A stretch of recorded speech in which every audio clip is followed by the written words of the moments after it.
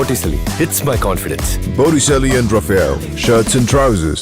பகுஜன் சமாஜ் கட்சியின் மாநில தலைவர் ஆம்ஸ்ட்ராங் படுகொலைக்கு நீதி கேட்டு வரும் 20ஆம் தேதி பேரணி ஒன்றை நடத்த நீலம் பண்பாட்டு மையம் முடிவு செய்துள்ளது.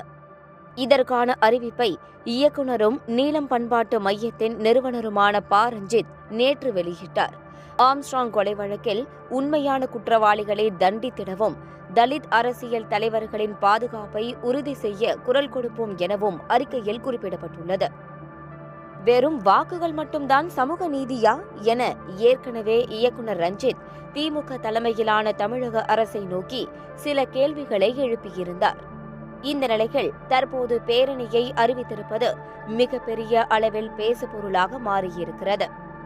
பகுஜன் சமாஜ் கட்சியின் மாநில தலைவராக இருந்த ஆம்ஸ்ட்ராங் கடந்த 5ஆம் தேதி மாலை பெரம்பூரில் உள்ள அவரது வீட்டின் முன்பு வெட்டி கொலை செய்யப்பட்டார். இது தொடர்பாக செம்பியம் போலீசார் வழக்கு பதிந்து பொன்னை பாலு, திருவெங்கடம் உள்ளிட்ட 11 பேரை அடுத்தடுத்து கைது செய்து பூந்தமல்லி சிறையில் அடைத்தனர். பின்னர் கைதான 11 பேரையும் 5 நாட்கள் காவலில் எடுத்து போலீசார் விசாரித்தனர். இதில் ஆம்ஸ்ட்ராங் கொலைக்கு திட்டம் தீட்டி கொடுத்ததோடு முதல் தாக்குதல் நடத்தியது திருவெங்கடம் என்பது தெரியவந்தது. மேலும் அவர் நாட்டு வெடிகுண்டுகள் உட்பட மேலும் சில ஆயுதங்களையும் பதுக்கி வைத்திருப்பதாக போலீசாருக்கு தகவல் கிடைத்தது. அவற்றை எடுப்பதற்காக கடந்த 14ஆம் தேதி அதிகாலை மணலிக்கு போலீஸ் வாகனத்தில் அழைத்து செல்லப்பட்டார் திருவெங்கடம். அப்போது திருவெங்கடம் என்கவுண்டர் செய்யப்பட்டார். ஏற்கனவே மறைத்து வைத்திருந்த நாட்டு துப்பாக்கியால் திருவெங்கடம் போலீசாரை சுட தற்காப்புக்காக அவரை சுட்டதாக போலீஸ் தரப்பில் சொல்லப்பட்டது. இது ஒரு புறம் இருக்க, போலீஸ் காவலில் விசாரிக்கப்பட்ட மீதமுள்ள 10 பேரிடமும் போலீசார் தொடர்ந்து விசாரித்து வந்தனர். இந்நிலையில் விசாரணை முடிவடைந்து பலத்த போலீஸ் பாதுகாப்புடன் 10 பேரும் பூந்தமல்லி சிறையில் அடைக்கப்பட்டனர். பொன்னை பாலு உட்பட 8 பேர் அவர்களாகவே சரணடைந்ததாக செய்திகள் வெளியானது. ஆனால் அவர்களை கைது செய்ததாக காவல்துறை அதிகாரிகள் விளக்கமளித்தனர்.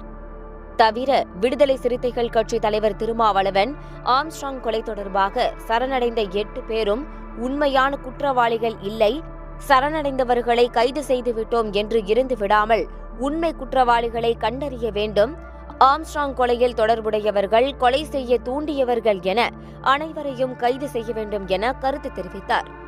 இது தமிழக அரசியல் களத்தில் மிகப்பெரிய விவாத பொருளாக மாறியது.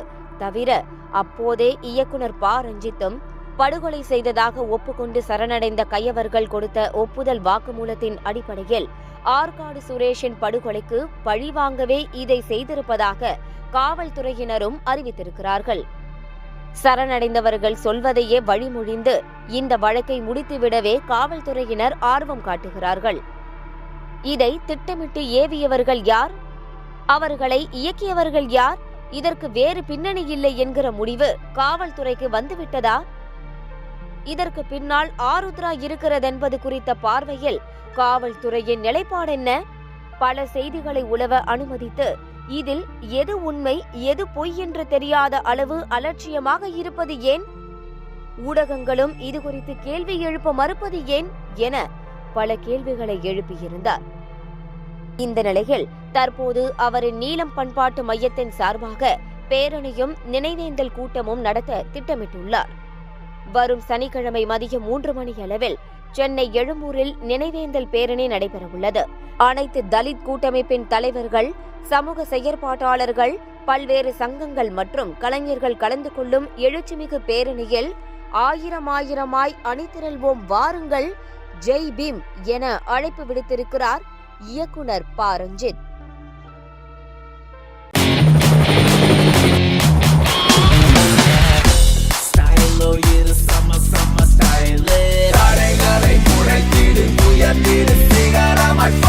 ஃபிட்டான Botticelli இருந்தா கான்ஃபிடென்ட்டா என்ன வேணாலும் செய்யலாம். Botticelli, it's my confidence.